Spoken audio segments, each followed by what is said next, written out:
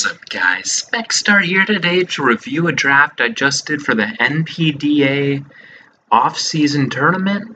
It's a tournament with 80 people, and you draft teams of 8, and you try to be the victor. And I thought it would be fun. I haven't done a tournament in a while. The last one I did was FDL, and part of the reason I haven't done a tournament in a while is because in FDL I got to, I think, my fifth or sixth battle, and then I lost due to the combination of a near max roll and a cross poison getting a 10% poison chance, and that's what cost me it.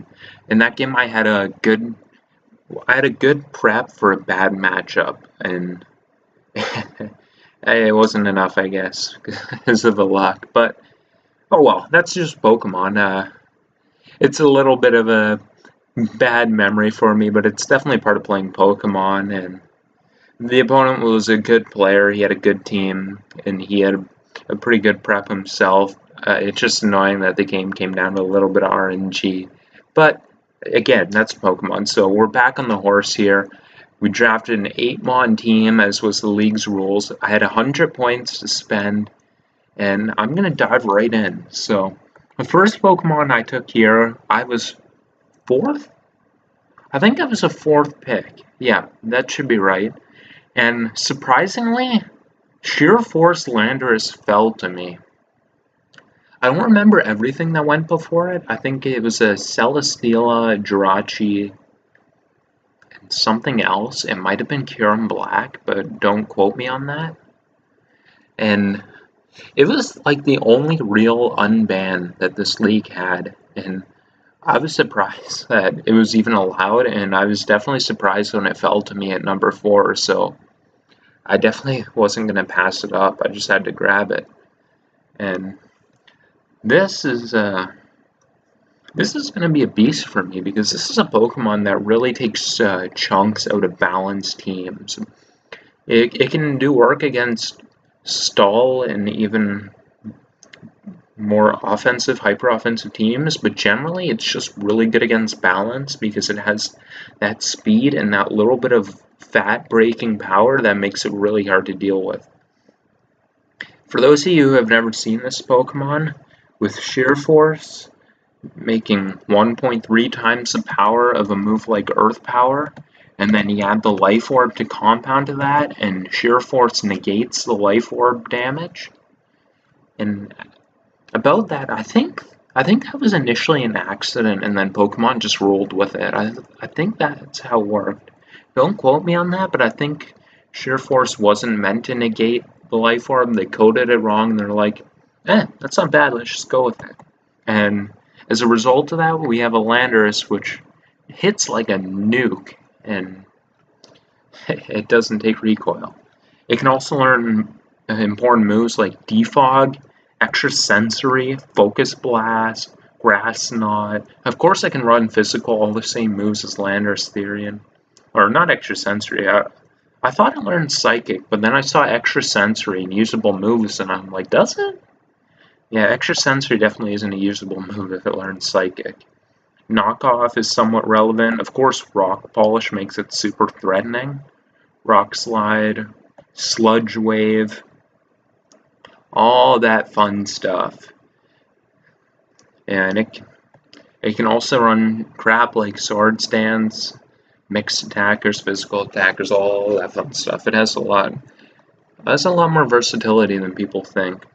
So the next one I went and took was Tapu Bulu, and well, Tapu Bulu was supposed to be part of the core. I was trying to pair Tapu Bulu with Heatran, and Heatran got sniped, so I didn't wind up taking Heatran, but still Tapu Bulu was a good value for the 6th pick in the 2nd round, and it cost me 15 points. I thought that wasn't a bad price at all to give up for Bulu. Aside from pairing with Heatran, it doesn't have a lot of resist synergy with Landorus, but The thing that Bulu does is Landorus in Draft League, its biggest enemy is bulky waters. and Tapu Bulu is just gonna come in here and drop a big dookie all over them. Bulu is the anti-bulky water, and of course you guys know what Tapu Bulu does. It's got nukes of grass moves, it sets up the terrain, good coverage, no fairy physically attacking move for some reason. I don't know, they gotta make more fairy moves than they have, because the only fairy move you see on non-fairy types is Dazzling Gleam. There's Moonblast on a few, and there are Play Rough on mostly crappy things like Linoon, but really there isn't enough fairy moves to go around. They really gotta work on that. After Bulu, I was gonna take Heatran here, but what's agility on this? I did not put agility on that on purpose. After Bulu and Heatran got sniped, I decided, you know what? If I don't take Hawlucha now for 12 points, then the guy who is Tapu Koko is going to take it for sure. There is no doubt in my mind. So I thought I would just snag Hawlucha there, even though it gave my first 3 Pokemon an Ice weakness. I knew I'd be able to work on that later, and I thought I should just grab Hawlucha while I could. For those of you who don't know, what you do with Hawlucha and Bulu is you put a grassy seed on it, and then Hawlucha comes in the grassy terrain, and it gets, with Unburden, it gets a defense boost and +2 speed boost, and it becomes a threatening sweeper that's sneakily hard to break. People sleep on this fight and flying type. It's not only just good offensively, but it also is pretty good defensively.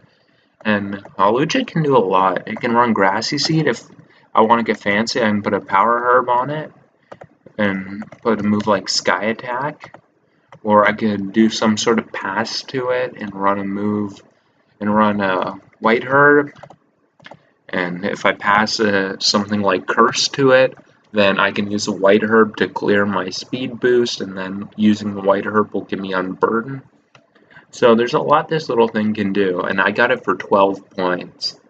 I probably should have indicated what the point cost of these things were, but I'm just going to have to remember to tell you guys.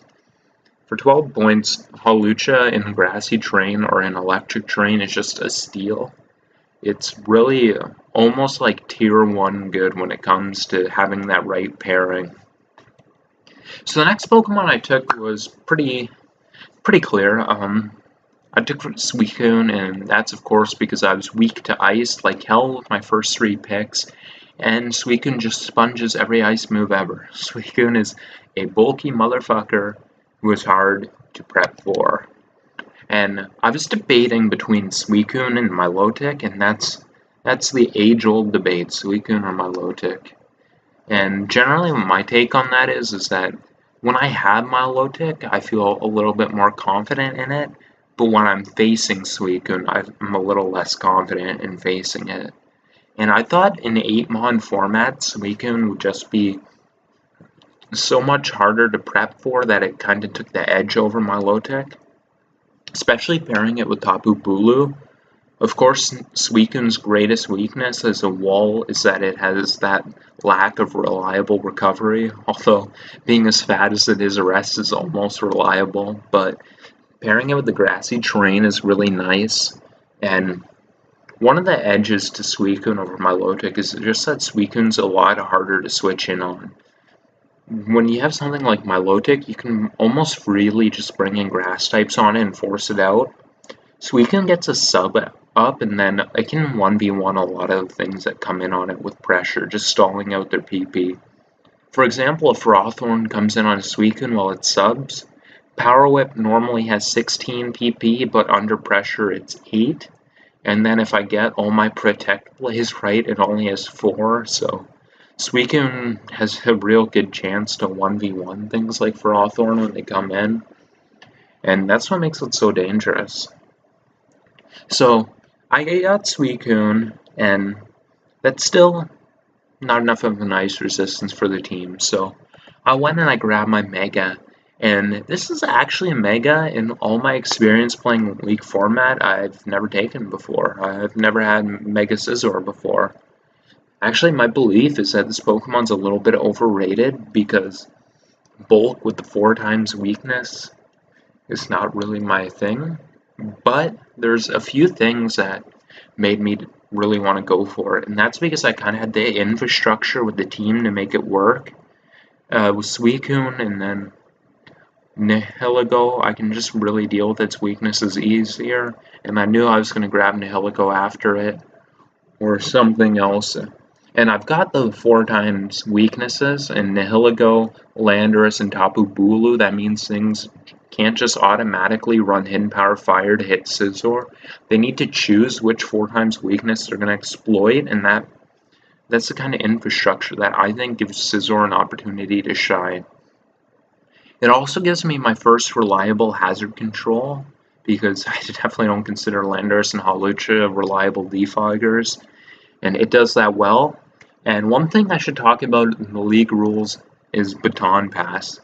They allow Speed Pass. That means I can throw Agility on this baby and Baton Pass it.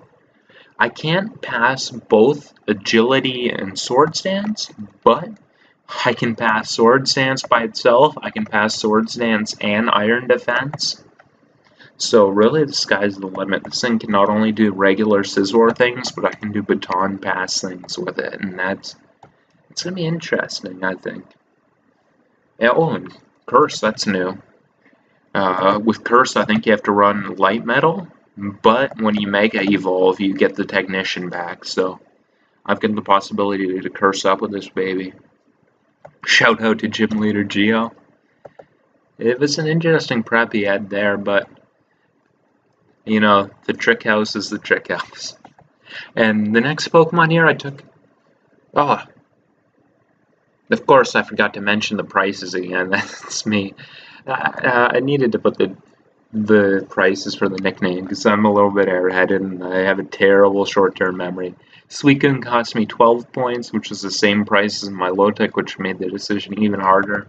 And Mega Scizor cost me 15. 15 or 16? It was either 15 or 16 points. I think it was 15, but I could be wrong. Then Nihilego came, and Nihilego cost me 13 points, which I think is a good price for it. I'm using Nihilego in ODL, and I think Nihilego is a really good Pokemon. I think, aside from the top-end Pokemon, it's one of the better next-tier, second echelon type things. And it's another 4 times weakness to help Landorus, Bulu, and Scizor, and it's also a good specially defensive wall.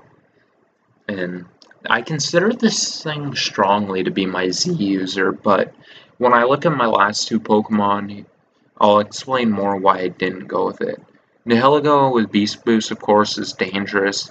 You can get a Scarf on this thing and you start compounding specially attacking boosts.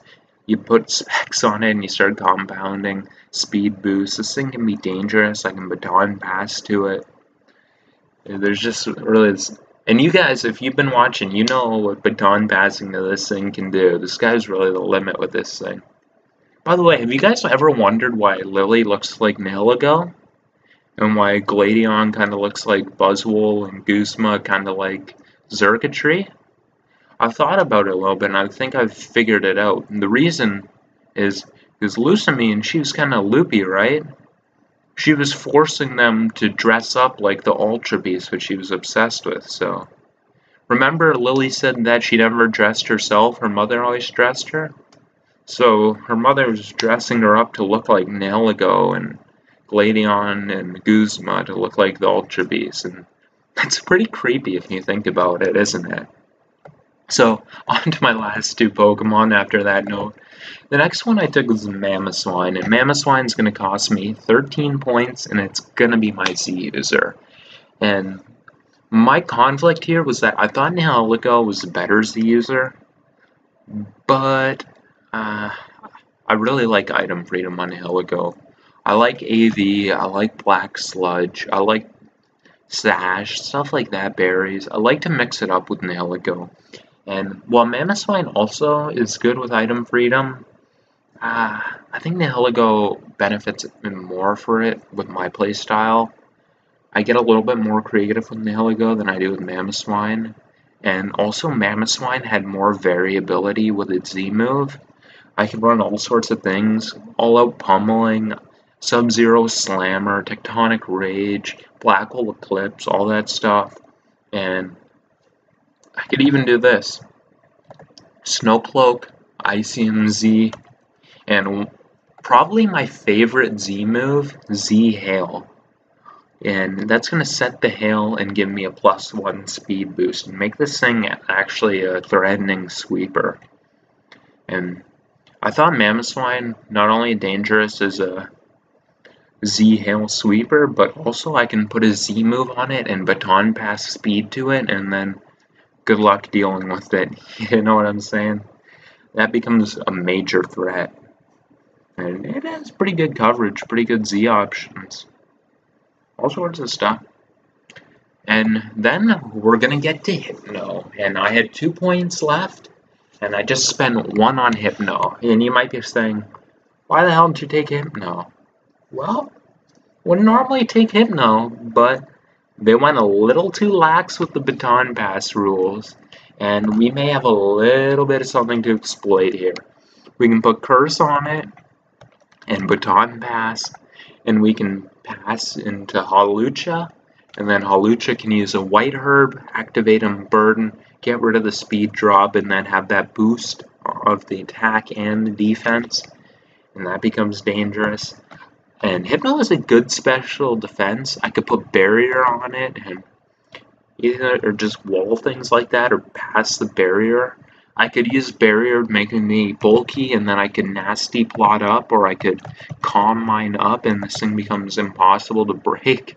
And then I could throw Wish and Baton Pass this, and that's really going to be a nuisance to prep for. I thought for 1 point, Hypno could just become such a pain to my opponents, and that possibility excited me, and I had to grab it. And my goal is to make them raise the price of this thing or change their baton pass rules.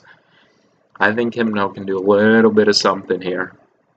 So that's going to be my team. To recap it, I've got Landorus Incarnate, Tapu Bulu, Hawlucha, Suicune, Mega Scizor, Nihilego, Mamoswine, and our boy Hypno.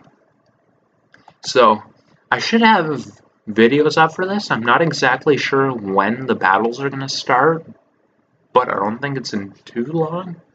So I will have my battles up for this, and hopefully more than one. I'm hoping I don't just lose quickly. I think with a team like this, we can prepare to make a deep run and maybe see if we can take the crown. I want to thank you guys for watching, and as always, have yourselves a good night.